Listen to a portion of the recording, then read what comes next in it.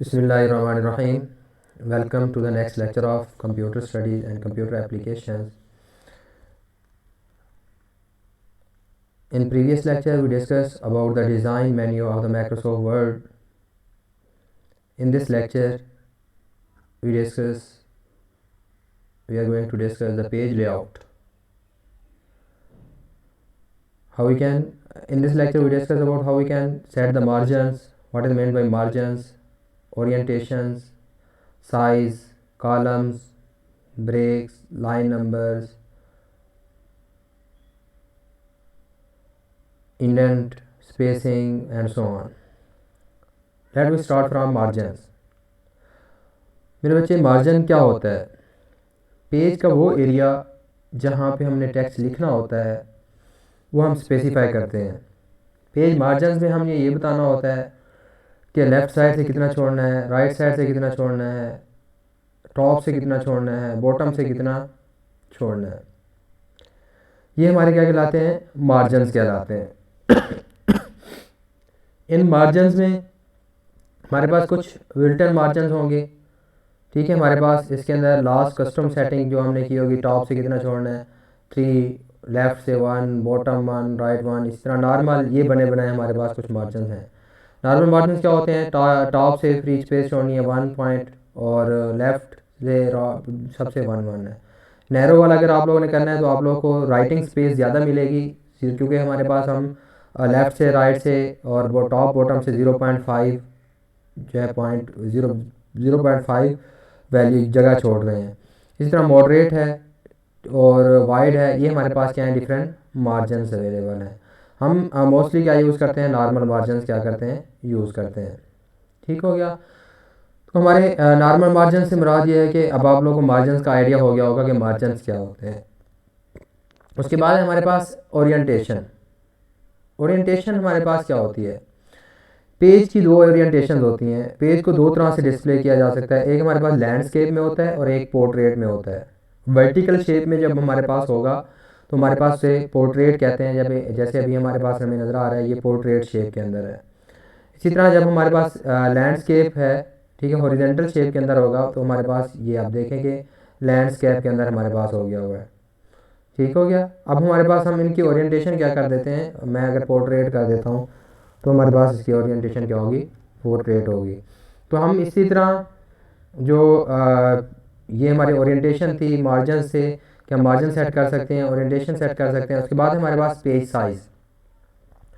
Page size हमारे पास क्या है? डिफरेंट साइज़ के पेपर हमारे पास मौजूद होते हैं, पेज मौजूद होते हैं। तो हम उसी तरह के क्या कर सकते हैं? पेज साइज़ इसमें से सिलेक्ट कर सकते हैं। जैसे हमारे पास सबसे ज़्यादा यूज़ कौन सा होता है? लेटर होता है या A4 होता है, जो हमारे प्रोफेशनल डॉक्यूमेंट्स के लिए ज़्यादातर लेटर यूज़ होता है या A4 यूज़ होता है। तो कस्टमाइज़ भी हम कर सकते हैं। कस्टमाइज़ के अंदर हमारे पास क्या है? हमने क्या करना है? उसके पॉइंट दे देंगे कि हमारे पास कौन सा होगा, जैसे उसकी विड्थ कितनी होगी और उसकी हाइट कितनी होगी। 8 जैसे हमारे पास बाई 8.5 और 11 हमारे उसकी विड्थ है, हाइट है, तो हम इसको किसी पेज के साइज़ के क्या रख देते हैं? इसको लेटर ही रहने देते हैं। अब यहाँ पे देखें पेज सेटअप के अंदर जो हमारे पास पेपर सोर्स मौजूद है, फर्स्ट पेज डिफ़ॉल्ट रे ऑटोमेटिकली सिलेक्ट कहाँ से उठाएगा, पहला पेज, अदर पेजेस, तो ये हमारे पास बाय डिफ़ॉल्ट सेटिंग के अंदर मौजूद होता है। तो ये लेआउट।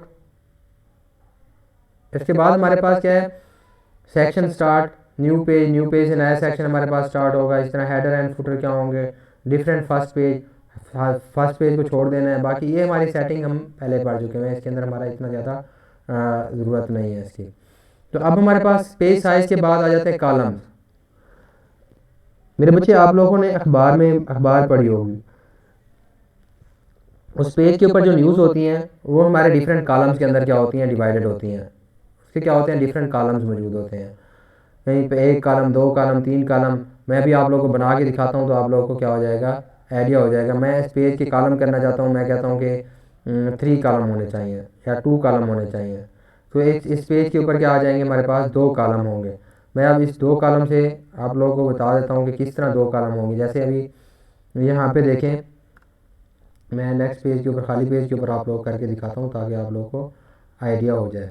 मैं यहाँ से लिख रहा हूँ कुछ भी, ये एक कॉलम, 2 कॉलम या पेज डिवाइड हो गया, पूरा नहीं जा रहा है इसके, ठीक है। अब यहाँ से मैं जैसे जैसे लिखता जाऊँगा तो ये हमारे पास जैसे ये लाइन ख़त्म होगी, ये कॉलम ख़त्म होगा, तो मेरे पास उसी पेज के ऊपर ही रहेगा, दूसरे पेज के ऊपर नहीं जाएगा। देखें अब दूसरे कॉलम में चला गया है।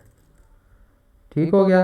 तो इस तरह की हम क्या कर सकते हैं, इसके कॉलम बना सकते हैं। जब आप लोगों को इस तरह के कोई रिसर्च पेपर लिख रहे हैं, कुछ इस तरह का कर रहे हैं, तो हमारे पेजेस को क्या कर सकते हैं, कॉलम्स भी बना सकते हैं। 2 कॉलम बना सकते हैं, 3 कॉलम बना सकते हैं। मैं इसके क्या करता हूँ, अगर 3 कॉलम बना देता हूँ तो आप लोग देखिएगा कि 3 कॉलम्स में क्या होता है।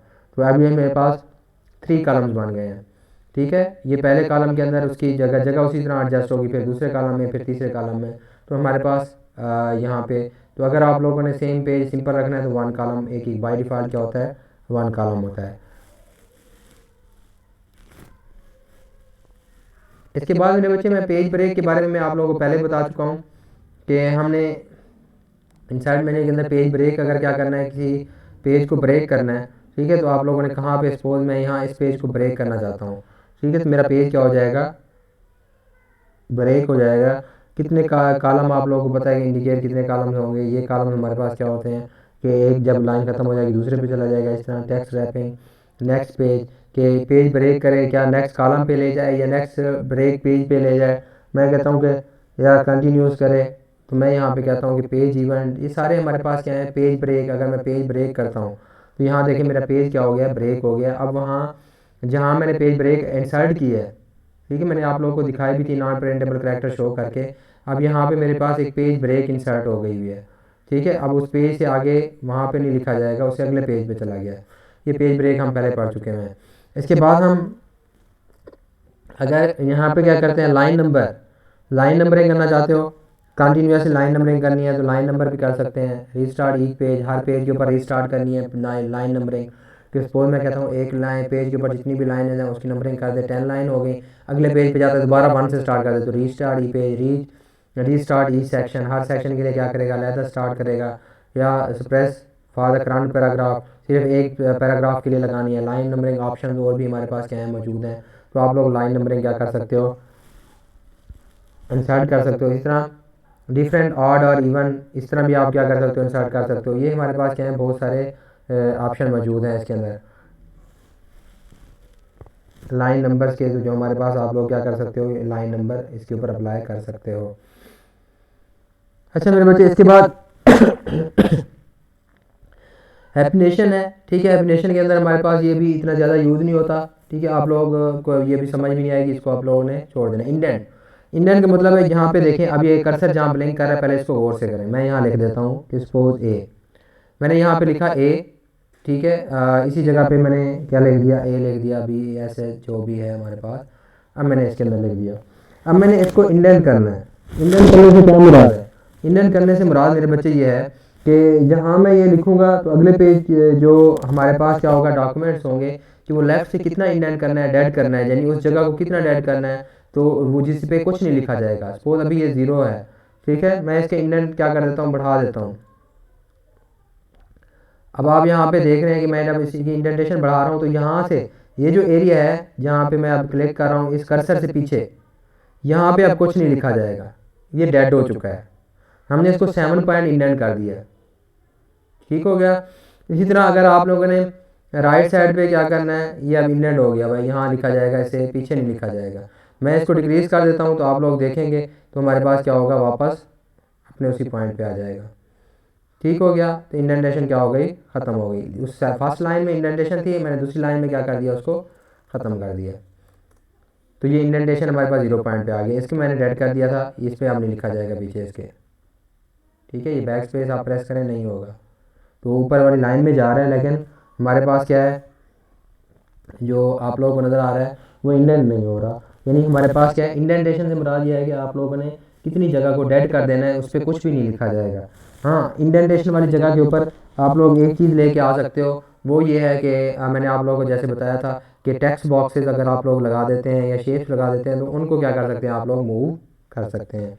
तो ये हमारे पास क्या थी, इंडेंटेशन का कंसेप्ट था कि इंडेंट हमारे पास राइट इंडेंट राइट साइड से कितना करना है और लेफ्ट इंडेंट लेफ्ट साइड से कितना करना है। स्पेसिंग, 2 पैराग्राफ के दरमियान कितनी स्पेस होगी, कितने पॉइंट होगी, आफ्टर पैराग्राफ कितनी होगी, ये आप लोगों को पहले पढ़ा चुका हूँ कि ये हमारे पास क्या है, स्पेसिंग का ऑप्शन मौजूद है। ठीक है, आप लोग यहाँ से सपोज मेरा ये नेक्स्ट पैराग्राफ क्या हुआ है, स्टार्ट हुआ है, तो मैं इसको बढ़ा देता हूँ। ठीक है, पैराग्राफ देखें, बिफोर पैराग्राफ पे अगला पैराग्राफ स्टार्ट होने से पहले ये मेरी स्पेस बढ़ रही है, मैंने 48 पॉइंट बढ़ा दिए। मैं इसको कम कर देता हूँ, 0 कर देता हूँ, तो 0 है हमारे पास। आफ्टर यानी एक पैराग्राफ के बाद में कितनी स्पेस आनी चाहिए, तो वो हमारे पास 8 पॉइंट मैंने डाली हुई है। उसके बाद ये पोजीशन वगैरह है कि किसी भी टेक्स्ट की आप लोगों ने क्या करनी है, कोई डायग्राम वगैरह इंसर्ट कर रहे हो उसकी पोजीशन करनी है, कोई पिक्चर है तो वो हमारे पास क्या है उसके हिसाब से होती है। ठीक है, ये भी टेक्स्ट ये डिम है, इसका मतलब है ये हमारे जो अवेलेबल नहीं है, ये ऑप्शन अभी अवेलेबल नहीं है। ठीक है, जैसे हमारे पास किसी को ब्रिंग फारवर्ड, किसी चीज़ को किसी चीज़ के ऊपर लिख रहे हैं, मैं उसको फारवर्ड लाना चाहता हूँ, किसी को बैकवर्ड सेंड करना है, तो वो यहाँ से ये ऑप्शन मौजूद होते हैं। उसके बाद हमारे पास सिलेक्शन पेन है कि ये वाली जो हमारे पास पेन है जिसके अंदर बताया जा रहा होता है कि कहाँ क्या लिखना है, कोई ये हमारे पास ऑप्शन है, ये सिलेक्शन पेन शो होती है ऐसे। उसके बाद हमारे पास अलाइनमेंट है। ठीक है, आप लोग यहाँ से क्या देख सकते हैं, इसकी alignment, left alignment, right alignment, वो आप लोग पहले पढ़ चुके हुए हैं। लेफ्ट मार्जिन, राइट मार्जिन जो हमारे पास होम मेन्यू के अंदर पड़ी थी, लेफ्ट अलाइनमेंट क्या होती है, राइट अलाइनमेंट क्या होती है, और हमने टेक्स्ट को अलाइन कैसे करना है, इससे क्या मुराद है। तो ये सारे ऑप्शन हमारे पास क्या हैं, मौजूद हैं, जो हम पढ़ भी चुके हैं और पढ़ भी रहे हैं। अगर फिर भी कोई कन्फ्यूजन है मेरे बच्चों को, तो मेरे बच्चे मुझसे क्या करेंगे, नेक्स्ट के अंदर पूछेंगे। तो हम नेक्स्ट लेक्चर के अंदर ये डिस्कस करेंगे कि हमारे पास क्या है, रेफरेंसेस क्या होते हैं, और कोशिश करेंगे कि मेलिंग, रिव्यू और व्यू नेक्स्ट लेक्चर के अंदर हम अपना ये वर्ड क्या कर लें, कंप्लीट कर लें। आई होप कि आप लोग को ये बातें समझ आ गई होंगी, और ये आप लोग प्रैक्टिस करेंगे तो मेरे बच्चे ज़रूर, मैं आप लोग को इतना गारंटी से ज़रूर कह सकता हूँ कि लाइफ में कहीं ना कहीं जब बैठे होंगे और ये काम आप लोग कर रहे होंगे, तो ये आप लोग को फ़ायदा पहुँचा रहा होगा, तो आप लोग दुआएं ज़रूर देंगे। वैसे तो स्टूडेंट नहीं देते होते, हमें स्टूडेंट से कोई इतनी एक्सपेक्टेशन नहीं होती, लेकिन अपनी दिल की सेटिस्फेक्शन के लिए इतनी मेहनत करने का मकसद, एक्स्ट्रा लेक्चर बनाने का मतलब मकसद, ठीक है, पढ़ाने का इतना मकसद यही था कि शायद कोई दुआएं दे दे। विश बेस्ट ऑफ लक, जीते रहें, खुश रहें, अल्लाह नेगहबान, अल्लाह हाफिज़।